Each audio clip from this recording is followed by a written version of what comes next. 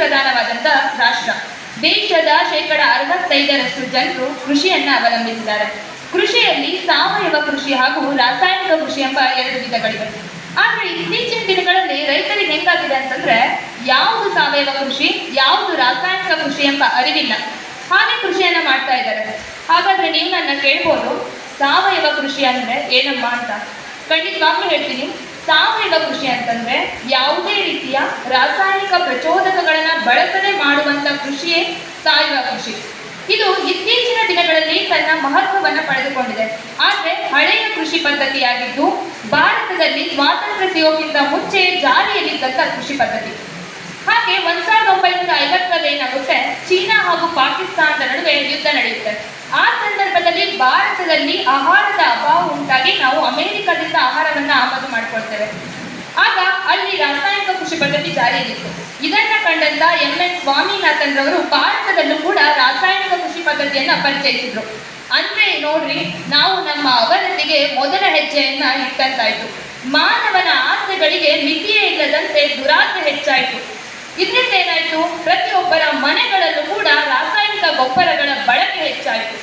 ಹಾಗೆ ಅವರು ಬೆಳೆದಂತಹ ಬೆಳೆಗಳಿಗೆ ಕ್ರಿಮಿಗಳು, ರೋಗಗಳು ಬರಲಿಕ್ಕೆ ಪ್ರಾರಂಭಿಸಿತು. ಇದನ್ನ ನಿಯಂತ್ರಿಸಬೇಕಲ್ಲ, ನಿಯಂತ್ರಿಸುವ ಸಲುವಾಗಿ ರಾಸಾಯನಿಕ ಕ್ರಿಮಿ ಕೀಟನಾಶಕಗಳನ್ನ ಬಳಸಿದ್ರು. ಇದು 2024. ಇಂದು ನಮ್ಮ ದೇಶದಲ್ಲಿ ರಾಸಾಯನಿಕ ಕೃಷಿ ಮಾಡುವವರ ಸಂಖ್ಯೆ 80%ಕ್ಕೆ ಏರಿದೆ. ಹಾಗಾದ್ರೆ ಇಷ್ಟೆಲ್ಲ ಹೇಳ್ತಾ ಇದ್ದೀನಿ ಅಂತಂದ್ರೆ ರಾಸಾಯನಿಕ ಕೃಷಿಯಿಂದ ಆಗುವಂತ ದುಷ್ಪರಿಣಾಮಗಳೇನು ಅನ್ನೋದು ನೋಡೋದಾದ್ರೆ, ಇವಾಗ ನೋಡಿ, ರಾಸಾಯನಿಕ ಕೃಷಿಯಲ್ಲಿ ನಾವು ಔಷಧಿಗಳನ್ನ ಬಳಸ್ತೀವಿ, ಗದ್ದೆಗಳಿಗೆ ಸಿಂಪರಣೆ ಮಾಡ್ತೀವಿ. ಗದ್ದೆಗಳಿಗೆ ಸಿಂಪರಣೆ ಮಾಡಿದಾಗ ಅಲ್ಲಿರುವಂತ ನೀರಿನ ಜೊತೆ ವಿಲೀನವಾಗುತ್ತೆ. ಆ ನೀರು ಹರಿದು ಹೋಗಿ ಹಳ್ಳ, ಕೊಳ್ಳ, ನದಿಗಳನ್ನು ಸೇರುತ್ತೆ. ಅಲ್ಲಿರುವಂತ ಅನೇಕ ಜಲಚರ ಜೀವಿಗಳು ಮರಣವನ್ನ ಹೊಂದುತ್ತವೆ.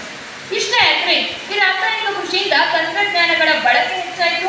ಇದರಿಂದ ಉದ್ಯೋಗಾವಕಾಶಗಳು ಹೆಚ್ಚಾಯಿತು, ವಾಹನಗಳ ಓಡಾಟ ಹೆಚ್ಚಾಯಿತು, ವಾಯು ಮಾಲಿನ್ಯ ಉಂಟಾಯಿತು, ಓಝೋನ್ ಪದರ ಕೂಡ ನಾಶವಾಗ್ತಾ ಇದೆ.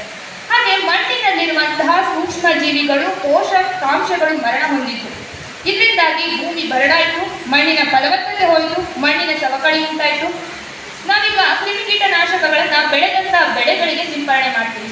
ಆಗ ಅದರಲ್ಲಿರುವಂತಹ ರಾಸಾಯನಿಕ ಅಂಶ ಆಹಾರ ಬೆಳೆಗಳಲ್ಲಿ ಸೇರ್ಕೊಳ್ಳುತ್ತೆ. ಆ ಆಹಾರವನ್ನ ನಾವು ಸೇವನೆ ಮಾಡಿದಾಗ ನಮ್ಮ ದೇಹಕ್ಕೆ ಆ ರಾಸಾಯನಿಕ ಅಂಶ ಸೇರಿ ಆರೋಗ್ಯದಲ್ಲಿ ವ್ಯತ್ಯಾಸವನ್ನ ನಾವು ಕಾಣ್ತೀವಿ. ಇಷ್ಟೇ ನೋಡಿ, ಇಲಾಖೆಯವರು ಹೋಗಿ ಹೇಳಿದ್ರೆ ಇದನ್ನೆಲ್ಲ ಹೇಳ್ತಾರೆ, ಇಲ್ಲ ನೀವು ಈ ಒಂದು ಔಷಧಿಗಳನ್ನು ಹೊಡೆಯುವಾಗ ಸೆಕ್ಯೂರ್ ಆಗಿರಿ. ಹೆಂಗೆ ಅಂದ್ರೆ ಮಾಸ್ಕ್ ಹಾಕಿ, ಹ್ಯಾಂಡ್ ಗ್ಲೌಸ್ ಧರಿಸಿ, ಇಷ್ಟು ಡಿಸ್ಟೆನ್ಸ್ ಮೇಂಟೈನ್ ಮಾಡಿ, ಕೊರೋನಾ ಟೈಮಲ್ಲಿ ಹೆಂಗಿರ್ತಿದ್ರು ಹಾಗೆ ಅಂತ. ಖಂಡಿತವಾಗ್ಲೂ ಹೌದು, ಏನೋ ಡಿಸ್ಟೆನ್ಸ್ ಮೇಂಟೈನ್ ಮಾಡ್ತೀವಿ, ಸೆಕ್ಯೂರ್ ಆಗಿರ್ತೀವಿ. ಅದೇ ನಾವು ಬೆಳೆದಂತ ಬೆಳೆಗಳನ್ನ ಸೇವನೆ ಮಾಡುವಾಗ ಸೆಕ್ಯೂರ್ ಆಗಿರ್ಲಿಕ್ಕೆ ಸಾಧ್ಯನಾ? ಇದು ತಮಾಷೆ ಆಗುತ್ತೆ ಕಣ್ರಿ. ಎಲ್ಲರ ಮನೋಭಾವನೆ ಹೆಂಗಂತಂದ್ರೆ ಸಾವಯವ ಕೃಷಿಯಿಂದ 30 ವರ್ಷದಲ್ಲಿ ಮಾಡುವಂತ ಅಭಿವೃದ್ಧಿ ಸಾಧ್ಯ ಅಂತ. ಹೌದು, ನಾನು ಒಪ್ಕೊಳ್ತೇನೆ. ಆದ್ರೆ ನೀವು ಒಂದು ಇಲ್ಲಿ ವಿಚಾರ ಮಾಡಿ, 10 ವರ್ಷಗಳಲ್ಲಿ ಮಾಡ್ಲಿಕ್ಕೆ ಸಾಧ್ಯ. ಅದೇ ಜೀವವೇ ಇಲ್ಲದೆ, ಆರೋಗ್ಯನೇ ಇಲ್ಲದೆ ದೇಶದ ಅಭಿವೃದ್ಧಿ ತಗೊಂಡು ಏನ್ರಿ ಮಾಡ್ತೀರಾ? ಹಾಗಾಗಿ ನೀವು ಸಾವಯವ ಕೃಷಿ ಮಾಡಿದ್ದೇ ಆಗಲಿ ಈ ಎಲ್ಲಾ ಸಮಸ್ಯೆಗಳಿಂದ ಮುಕ್ತವಾಗಬಹುದು. ನಮ್ಮ ವಿಶ್ವ ಆರೋಗ್ಯ ಸಂಸ್ಥೆ, ವರ್ಲ್ಡ್ ಹೆಲ್ತ್ ಆರ್ಗನೈಸೇಷನ್ ಕೂಡ ಇತ್ತೀಚಿನ ದಿನಗಳಲ್ಲಿ ಸಾವಯವ ಕೃಷಿಗೆ ಹೆಚ್ಚಿನ ಪ್ರೋತ್ಸಾಹವನ್ನು ನೀಡಿದೆ. ಆ ನಿಟ್ಟಿನಲ್ಲಿ ಸಾಕಷ್ಟು ಹಣವನ್ನು ಬಿಡುಗಡೆ ಮಾಡ್ತಾ ಇದೆ.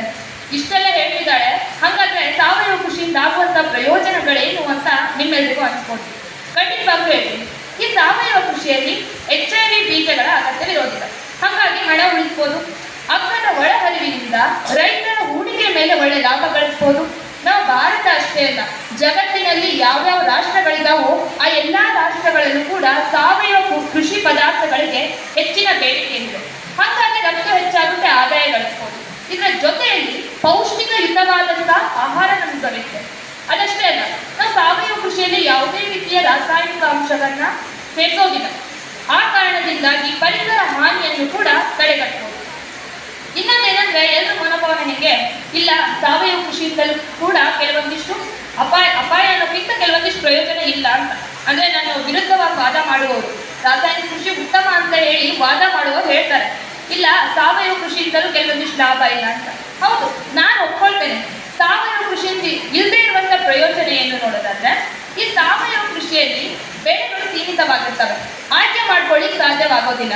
ಹಾಗೆ ಮೂಲ ಸೌಕರ್ಯಗಳ ಕೊರತೆ, ಮಾರುಕಟ್ಟೆಗಳ ಕೊರತೆ ಇರುತ್ತೆ.